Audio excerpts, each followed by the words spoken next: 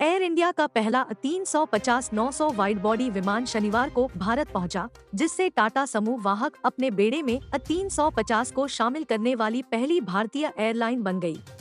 विमान का आगमन एयर इंडिया के लिए यूरोपीय एरोस्पेस प्रमुख एयरबस के साथ उसके 250 विमान ऑर्डर की पहली डिलीवरी का प्रतीक है। यह वाहक की नई पोशाक वाला पहला एयर इंडिया विमान भी है। एयर इंडिया के एयरबस ऑर्डर में कुल 40 350 विमान शामिल है।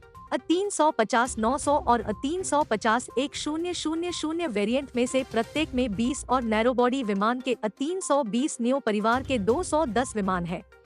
टाटा समूह की एयरलाइन को मार्च तक 5 अन्य 350-900 की डिलीवरी मिलने की उम्मीद है। विमान, जो फ्रांस के टूलूज में एयरबस सुविधा से शनिवार दोपहर को दिल्ली पहुंचा, जनवरी 2024 में वाणिज्यिक सेवा में प्रवेश करेगा। शुरुआत में चालक दल के परिचय के लिए घरेलू मार्गों पर परिचालन करेगा, जिसके बाद महाद्वीपों के गंतव्यों के लिए लंबी दूरी की उड़ानें होंगी। एयरलाइन आने वाले हफ्तों में विमान के वाणिज्यिक संचालन के कार्यक्रम की घोषणा करने की योजना बना रही है। एयर इंडिया भारतीय विमानन के पुनर्जागरण को उत्प्रेरित करने में अग्रणी है। एक दशक से अधिक समय में भारत में पहला नया वाइड बॉडी बेड़ा शामिल किया गया है और इस प्रकार 350 उड़ाने वाली पहली भारतीय एयरलाइन बन गई है। एयर इंडिया 2012 में बोइंग 787 ड्रीमलाइनर बेड़े को शामिल करने वाली पहली भारतीय एयरलाइन भी थी। एयर इंडिया ने एक विज्ञप्ति में कहा, यह विमान भारत के मौजूदा परिचालन विमान बेड़े में एकमात्र एयरबस वाइड बॉडी विमान है, क्योंकि भारतीय वाहक द्वारा संचालित किए जा रहे अन्य सभी वाइड बॉडी जेट अमेरिकी निर्माता बोइंग के हैं। अब बंद हो चुकी जेट एयरवेज के बेड़े में कुछ एयरबस 330 वाइड बॉडी विमान थे। बोइंग भारत में वाइड बॉडी सेगमेंट में प्रमुख खिलाड़ी रहा है, जबकि एयरबस ने नैरो बॉडी जेट में बड़ी उपस्थिति दर्ज की है। वाइड बॉडी विमानों को आमतौर पर लंबी और अल्ट्रा लॉन्ग हॉल उड़ानों को संचालित करने के लिए तैनात किया जाता है, जबकि संकीर्ण बॉडी विमानों का उपयोग मुख्य रूप से घरेलू उड़ानों के लिए किया जाता है और इन्हें छोटी और मध्यम दूरी की अंतर्राष्ट्रीय हॉप्स को संचालित करने के लिए भी नियोजित किया जा सकता है। एयरबस के अनुसार मानक 3 श्रेणी विन्यास में 350-900 300 से 350 यात्रियों को ले जा सकता है और इसकी उड़ान सीमा 15,000 किलोमीटर से अधिक है।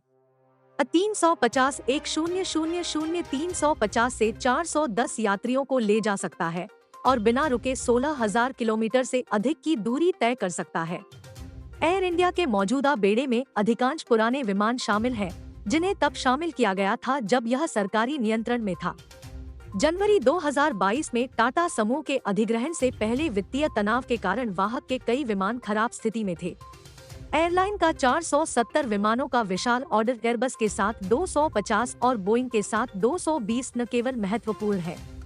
एयर इंडिया समूह की क्षमता और नेटवर्क विस्तार योजनाएं, लेकिन यात्रियों को विश्व स्तरीय उत्पाद पेश करने की उसकी महत्वाकांक्षा भी।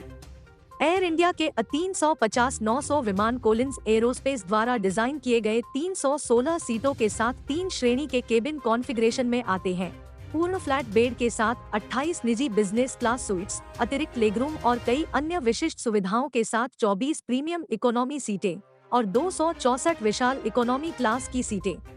एयर इंडिया ने कहा, विमान की सभी सीटों में बेहतर उड़ान अनुभव प्रदान करने के लिए नवीनतम पीढ़ी के पैनासोनिक X3 इन-फ्लाइट मनोरंजन प्रणाली और HD स्क्रीन की सुविधा है। जब से एयर इंडिया 1 साल से कुछ अधिक समय पहले टाटा समूह में वापस आई है, तब से नए मालिक उत्पाद की पेशकश को बेहतर बनाने पर ध्यान केंद्रित कर रहे हैं। साथ ही एयरलाइन के लिए व्यापक विस्तार की योजना भी बना रहे हैं। 5 साल का रोडमैप विहान.ai एयरलाइन के नेटवर्क और बेड़े को निरंतर विकास, लाभप्रदता और बाजार नेतृत्व के मार्ग पर लाने के उद्देश्य से तैयार किया गया था। एयर इंडिया भी अपने मौजूदा विमानों को नवीनीकृत करने की प्रक्रिया में है और कुछ ग्राउंडेड विमानों को वापस हवा में लाने की कोशिश कर रही है।